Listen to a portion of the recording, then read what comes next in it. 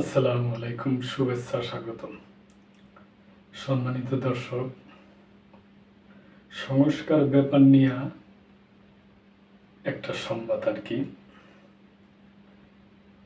সংস্কার ভাবনায় পিছিয়ে পড়াদের সঠিক প্রতিনিধিত্ব নেই, কথা বলছেন দেবপ্রিয় ভট্টাচার্য, অর্থনীতিবিদ। সরকার যেসব সংস্কার কমিশন করেছে সেখানে পিছিয়ে পড়া জনগোষ্ঠীর সঠিক প্রতিনিধিত্ব নেই বলে মন্তব্য করছেন এসডিসি বাস্তবায়নের নাগরিক প্ল্যাটফর্মের আহ্বায়ক ডক্টর দেবপ্রিয় ভট্টাচার্য। তিনি বলেছেন, আগামী নির্বাচনের আগে পিছিয়ে পড়া মানুষের ভোটার লিস্টে অন্তর্ভুক্ত হওয়া এবং তাদের ভোটের নিশ্চয়তা নিয়ে আলোচনা হচ্ছে না। বৃহস্পতিবার রাজধানীর চিন্ময়ী সম্মেলন কেন্দ্রে এক সংলাপে তিনি এসব কথা বলেন। নাগরিক প্ল্যাটফর্ম প্রধান উপদেষ্টার কার্যালয়ে এসডিসি বিষয়ক মুখ্য সমন্বয়কদের দপ্তর এবং জাতিসংঘ উন্নয়ন কর্মসূচি বাংলাদেশ যৌথভাবে জাতীয় এসডিসি রিপোর্ট 2025 পিছিয়ে পড়া জনগোষ্ঠীর প্রত্যাশার অন্তর্ভুক্তি শীর্ষক এ অনুষ্ঠানের আয়োজন করে।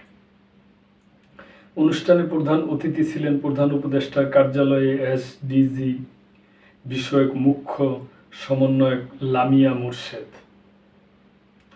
এছাড়াও বক্তব্য রাখেন বাংলাদেশের সুইজারল্যান্ডের রাষ্ট্রদূত রেতো রেঙ্গোলি, জাতিসংঘ উন্নয়ন কর্মসূচি বাংলাদেশের আবাসিক প্রতিনিধি স্টেফান লিলার, জাতিসংঘের আবাসিক সমন্বয়কারীর কার্যালয়ে জাতিসংঘের জ্যেষ্ঠ মানবাধিকার বিষয়ক উপদেষ্টা হুমা খান প্রমুখ।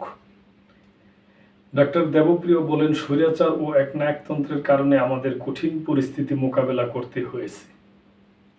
আমাদের টুটি চেপে ধরা হয়েছিল।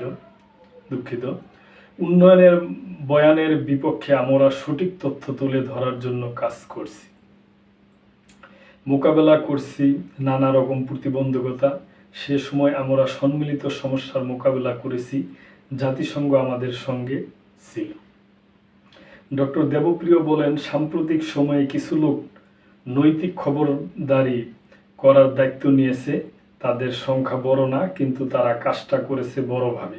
তিনি বলেন, রাজনৈতিক দলগুলোর নির্বাচনী ইশতেহার তৈরি শুরু হয়েছে।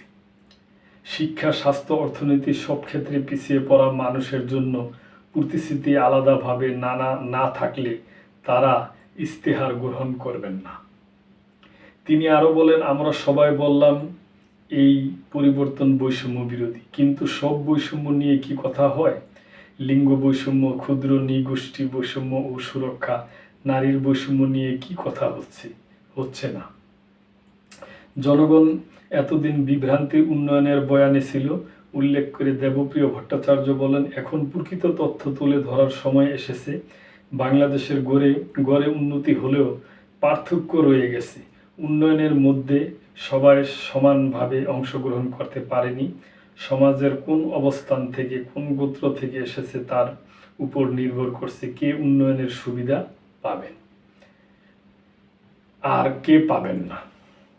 তিনি বলেন, গড় আয়ু বেড়েছে, কিন্তু গরিবদের গড় আয়ু বাড়ে নাই। স্কুলের অন্তর্ভুক্তি শতভাগ হয়েছে, কিন্তু গরিবদের সবাই স্কুলে যায় না।